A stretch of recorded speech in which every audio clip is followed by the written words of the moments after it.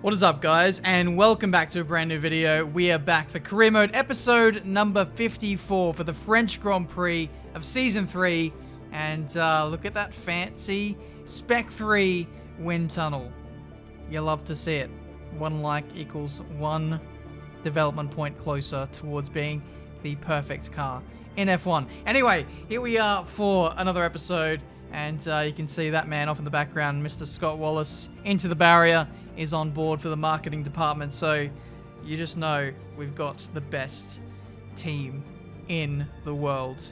But back to the business, and we are looking pretty good so far in this season of career mode. If you've missed the last few episodes, we've really been stretching away from our rivals in the Constructors' Championship. Sebastian Vettel has been the perfect number 2 driver, if I can even call him that. He's running away with the championship. Well, he was in the opening couple of races. We're starting to reel him in a little bit, but Sebastian is very much a title threat. He's so far so consistent, especially in qualifying. The races, sometimes we do get the measure of him, but yeah, he is one formidable opponent and might actually be the toughest racing driver I've had to go up against since like Lucas Weber. Vettel and Weber, 2 toughest AI opponents I've gone up against in career mode, I would say. Okay. But we're ready for the French Grand Prix, and again, we are going to be tested this weekend. This is a circuit which is a little bit hard for the player to be competitive up against the AI, at least historically. So we'll see if that trend continues into Season 3 of F1 2020 career mode. Mercedes, they've got some work cut out for them this weekend. We've brought a ultimate engine upgrade heading into this race, and so I think we'll be pretty tough to beat. They did upgrade their car as well. I didn't show the performance index, but they did a minor or a major upgrade, and we stretched away from them ever so slightly. Practice went pretty well. Had a close shave with Daniel Ricciardo there, and I had a DRS failure.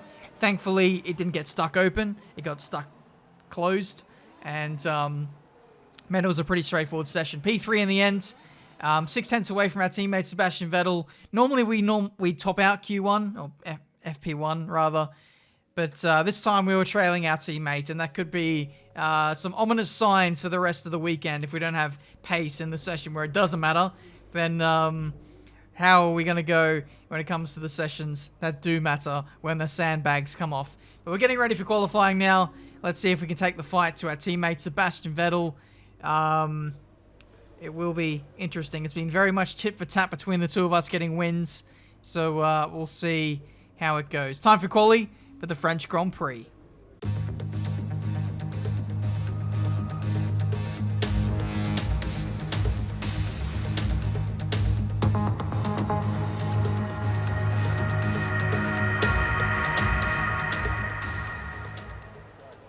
So, here we go. French Grand Prix qualifying, and just one lap pace. Just hasn't been my forte so far this season. Seb has been so darn consistent. Normally when I am on the pace in qualifying, it means that I'm not in the race. It means that I've gone for an aggressive qualifying or time trial style setup, kind of like we did in Canada, I believe. But we'll see how it goes for this one. I haven't loaded a specific French Grand Prix setup. I've gone for the trusty old USA setup, and we'll see what that can do for us. That is actually a time trial setup, but it's not stupidly on edge like some of the modern time trial setups are. That is actually an OG kind of time trial setup from a few months ago now, but it seems to still hold up really well, whatever track I go to for the most part. But anyway, we get through Q1. My Q1 pace wasn't great. I could have gone faster, and we've done so in Q2. P3, only 300ths away from our teammate. So it looks like the pace this weekend is going to be a little bit stronger than what I was anticipating, given the Friday practice runs. So that gives me a bit of confidence as we head into Q3, the session where it all matters in this French Grand Prix. Let's see if we can topple our teammate. Alright, get ready to jump out if you get too hot in there. There's a problem with the cooling system, and it's going to take us a few minutes to correct it. Wonderful. Only the most crucial session of the weekend, and we're going to miss over half of it with a reliability fault. And now Verstappen is going backwards in the pit lane. Like, what is going on? in this qualifying session. There's the replay. I saw yellow flags on my wheel and jumped straight to the TV director to see what was going on, and that was only slightly dangerous. But we go out for our qualifying run, and what do you know? We've got no time to start our qualifying lap. Despite giving the team plenty of notice to get out there, we are going to miss out on qualifying 3 and start from P10 on the grid. I am absolutely furious. And with qualifying complete, let's review our top 3 today. Let's not. Let's go to the race. Good day today. Let's have your take on it. How?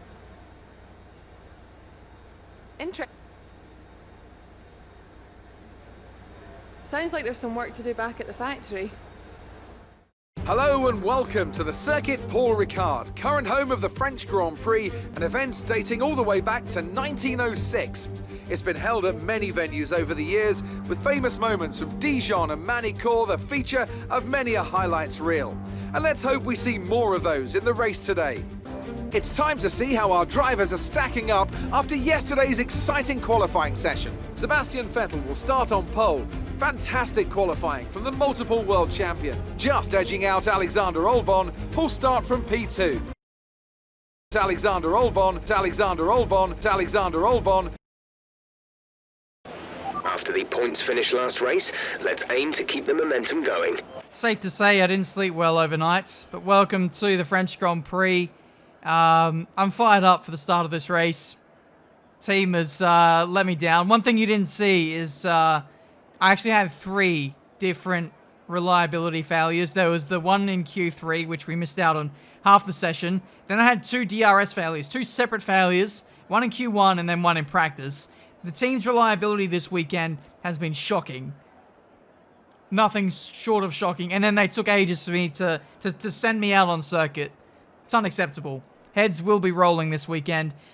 But we go out there for the race. I think we're going to do a one-stop strategy. Softs to mediums until the rain hits. And then we're going to go from there. I think this is the winning strategy, starting from P10 on the grid. So here we go. Ready for this race. 5 red lights. And we are underway for the French Grand Prix here in Paul Ricard. It looks like a great start getting alongside Lando Norris and Max Verstappen weaving right ahead of me. There's nowhere really to go. We're going to pick the outside, the racing line through the roller coaster run of turns 1 and 2. Verstappen pinching us on the inside there, and we managed to hold on just about for our starting position of P10 in this race. Lando with a nice start. You can see Leclerc trying to fight back at me on the medium compounded tyre. He might be one to watch, given that he's on the medium and might be able to stretch it to the rain period, depending on how early that strikes. But just looking at the sky, it doesn't look like any weather is going to interrupt us anytime soon, or maybe even at all in this race. So that's definitely an interesting one to consider for the strategy today. But P10 in this French Grand Prix, Vettel starting from pole position, as he always does. It's going to be awfully tough to beat him in this one, but we did see the default strategy is a 2-stop. So we might be in this a little later on in the day. Around the outside of Max Verstappen, and dare I say it, Carlos Sainz, as we run into the 3rd sector side by side through the very fast, very high speed and loaded right-hand double apex corner, and we get through the P8 in this French Grand Prix. Next up is his McLaren teammate Lando Norris. Let's see if we can get close to him. I don't imagine we'll be able to do anything on this lap, not unless we can go for a dive into the last corner, which we do not. We were unable to get close enough, and now we're going to have a go here on lap 3 when DRS gets disabled. Not disabled, enabled. That's been a bit of a problem for my videos lately. I've been saying the DRS gets disabled when really it should be enabled, and I think vice versa as well. I am a weird one.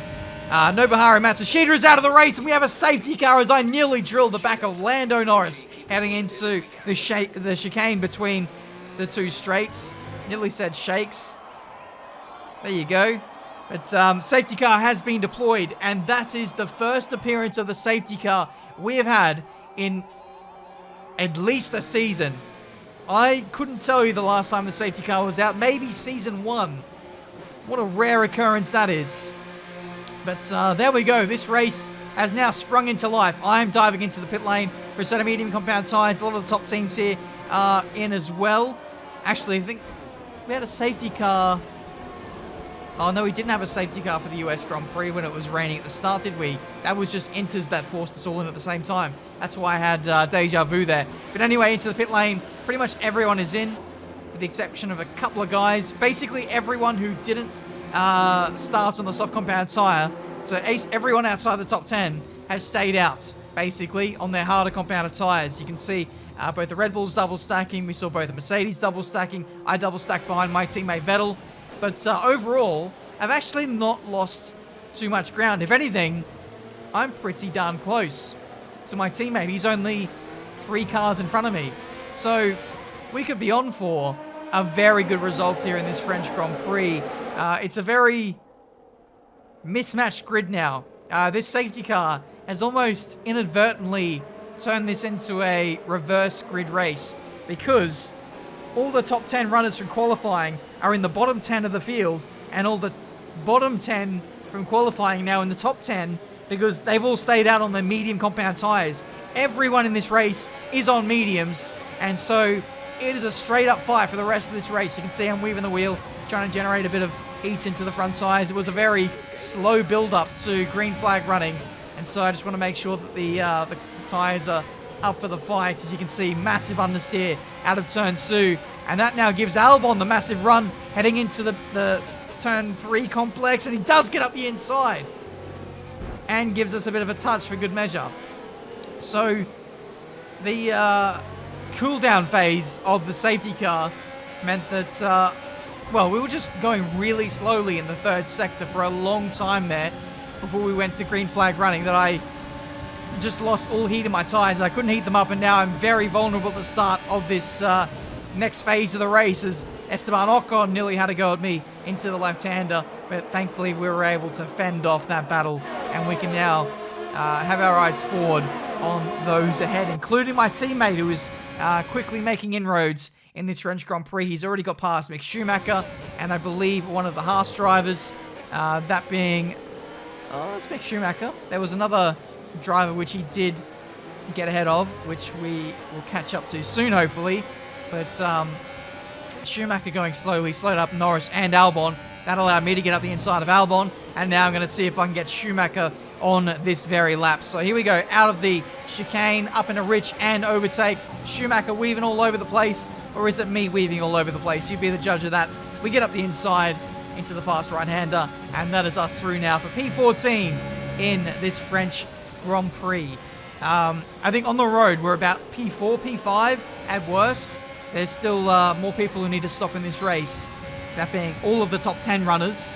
Nicholas Latifi up next, and he's swiftly overtaken by Lando Norris. We get up the inside into the chicane between the 2 straights, and P13 is our position for now, but I don't imagine we'll be holding on to that for too long, as we've got Lando Norris in the crosshairs. Can we get up the inside into the right-hander? He leaves the door open. Thank you, Lando. I'll slip you a $5 and maybe a beer after this one.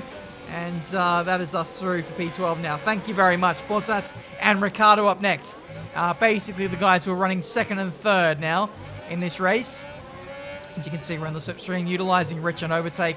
Lewis Hamilton was the Mercedes who double stacked in this race. Same too with Max Verstappen. So those guys are way down the order at this stage, and may not be a chance or a shoe-in at all for winning this race. But meanwhile, we pulled off a worldy overtake on Bottas around the outside through the slower technical sections of the 1st sector. And you can see with overtake, we stretch away from Bottas, who was in our slipstream. But next up, we have Giovinazzi, De Vries, and Ricciardo, all getting pretty feisty here in this section of the track. This is the hunting ground for us. As you can see us lose the back end massively up against Ricciardo. Side by side for us, so I need to move over to the left to cover up Bottas. Here comes De Vries going really slowly. They go around the outside of him, and we just about move our way into the top 10 in this Grand Prix. That's unfortunate track limits warning. Had a little look up the inside of Ricciardo there, but that would have been risky. I'm gonna be patient. I'm gonna cool out the engine and gear up for another attack on the next lap when we get around to the massive straights with the DRS. So for now, we're just going to chill. We're in the DRS. I am putting it up in a rich and overtake, so it looks like I want to get past him, but I quickly changed my mind, went back down into lean and medium, and we're going to charge up the resources and then get going on this back straight. The first of two in the middle sector, and this is where we get all of our overtaking done. We've set up the car for, you know, maximum attack through this section of the track. I think we're running 3.7 wings. The default USA setup that I usually run is 4.7, but I lowered it to 3.7 with the incoming prospect of rain, and also looking after the tires a little bit, just to make it that little bit more stable. So hopefully that'll mean we have a much more straightforward Grand Prix, and hopefully it'll mean we can overtake a little bit better, having that better top end. But anyway, overtake is engaged. Same too with rich fuel mixture. Ricciardo going defensive. The 2020 F1 cars are so draggy, and when you're in the slipstream, it makes it far too easy to... actually, it's not stupidly easy, actually. I only just got that done in the braking zone. But here's a replay of what was happening while I was overtaking Ricciardo. And you can see Lance Stroll nearly re-overtaking Sebastian Vettel. Even he was struggling to pull away from the likes of the Racing Points, which are backmarkers in this season of career mode. We fast forward time, we're catching up to this little squabble at the moment. Vettel finding it really tough to shake off the Racing Points. Neither of them pit at this stage, but we should be expecting that very, very soon as we get up the inside of Sergio Perez. And now Ricciardo looks like he's going to follow me through as well, as you can see on the replay. That's the move. Ricciardo follows through as well. He chucks it up into overtake, rich fuel mixture, and gets DRS on that start finish straight, and he moves himself up in a P8 in this French Grand Prix. So, a bit of a sit rep coming up to the halfway stage of this race. We're looking really good. We're only 1 second away from our teammate, as we just need to negotiate our way past Stroll. We're going to go round the outside here into the third sector.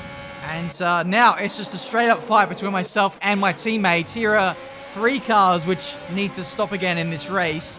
Arguably, everyone needs to stop again in this race, but I'm going to try and hold out really long on my medium compound tires for the rain. The clouds are starting to build now. It's still sunny, so the clouds haven't exactly covered the sun yet, but that, I'd imagine, will be coming. So just going to play the patience game. Tire wear is about 30-odd% at this stage, so we can afford to be patient for the time being. Vettel overtakes Kvyat, and that allows me to have the door open to get up the inside into that corner, and that was job done for us into P3, effective P2 in this race. Leclerc is leading, but he swiftly makes his stop now, which we'll expect a lot of other top 10 runners to do, who stopped under the early safety car in this race. So we're getting to the point where literally everyone will stop. So yeah, for the moment, we're playing the patience game. You can see the weather is looking ever more ominous now, just a couple laps later. So you can tell now that a storm is brewing, and that storm is happening on the track as well as above it, as now Sebastian Vettel calls it a day on his medium compound tires. He is going to go to the end on either another set of mediums or hards, but the weather is going to intervene. For the time being, we have ourselves a pit stops lead over our nearest rival. As you can see, a massive, absolutely ginormous lag spike for me there, which I pooped myself because I thought my game had crashed completely, but then my PC managed to recover it somehow. It's been a long time since I've had big lag spikes like that, but they're back. Maybe the recent patch has something to say about that. But anyway, we've been patient in this race, waiting for the weather, and it looks like our patience is about to pay off, because now the weather is here. And Sebastian maybe called it in a little bit too early. The likes of Bottas, Norris, Albon, and Ocon can all respond here and go straight to intermediate tyres with me on my strategy. And if that is the case, then they're all going to take points off of Vettel, and this could be a monumental moment for us in the championship. But we cut away from our race, and you can see all of the top 5 runners are in. But I don't think it's for Inters. It's too early. They're going on to another set of dry compound tires. I'm speechless. Honest, I can't believe that. we're literally only like a lap away from Inters. You'd probably arguably say that the track is ready now, but I never got the call from the engineer. We didn't get the alternate strategy change. We're now getting it 2 laps later. But I tell you what, a bit of patience from 1 or 2 AI teams, and they could have been in for a big surprise in this French Grand Prix. In we go on lap 18, and we have a pit stops lead on everyone.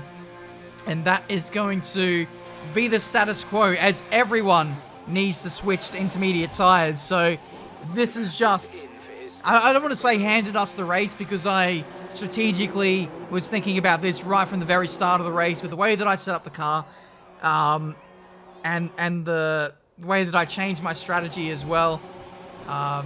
This is what I planned for, and Vettel committed early to an undercut. He banked on the wet weather abating and staying away, but that is not the case, and that gamble for him has failed. The race is now being thrusted into my lap, and now we're going to see if we can hold on for the remainder of this race. Charles Leclerc, who started in P11 in this race, had free choice of tyre, started on the mediums, went to hards, and then has stayed out on those hards, and was able to stretch it to a point where he could go straight to Inters. There's a massive, massive mistake for me there at the very fast right-hander. I've been struggling through there ever since we switched to intermediate tyres, despite running a more stable setup. For whatever reason, just the amount of speed we carry through there is too much for the Inters. But thankfully we avoided all of the barriers, and we only have a bruised ego after that. But for the rest of the race, nothing else really happened. There was a minor battle between Pierre Gasly and Valtteri Bottas. Pretty embarrassing for Bottas that he's only just overtaking AlphaTauri on the penultimate lap of the race. And that was the Grand Prix. For the rest of it, I just cruised home. Actually had better pace than those behind me, but that mistake makes things look a little bit more ominous for me. Otherwise, a good Grand Prix, and we take more points off of Vettel in our championship fight. Not a bad day in the office. Nice work, that's P1. Race win, well done. Anthony Davidson, what helped them deliver this result, do you think? It was a question of right place, right time today. We were looking at an entirely different race before the safety car came out, but they were able to take full advantage after the field had been bunched up. Here comes your top 3 making their way down to the podium for what can only be described as a fantastic day for Formula One. I'm not sure if Vettel's going to be happy about the fact that I just used his victory dance on the podium. Considering the circumstances at which I got that win, he might see that as disrespectful, but I did set that before the race weekend, and there we go. Hopefully he's not mad, but in the end, it was his race to lose, and he lost it. But in the end, we won the French Grand Prix, really orchestrated from the start. We were going to run long on our mediums, hopefully do the one stop until the rain hits, and that's exactly what happened. Switch to Inters. Everyone else made too many stops, with the exception of Charles Leclerc, who was, I've got to say, man of the match today. He did a great job. Driver of the day. Watching too much football, it seems. But yeah, he started P11. Didn't have the pace of Sebastian Vettel, but still he was able to keep him behind for the rest of the Grand Prix on intermediate tyres. That was that's a heroic effort from a man in a car that is much inferior to the Marduk Motorsport car.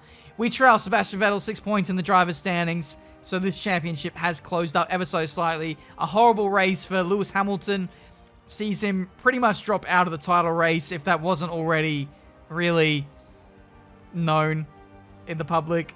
Max Verstappen also had a terrible day, but that was all down to the double stacking for both of those drivers in the pit stops. When it came to the safety car. The safety car in the end was very decisive.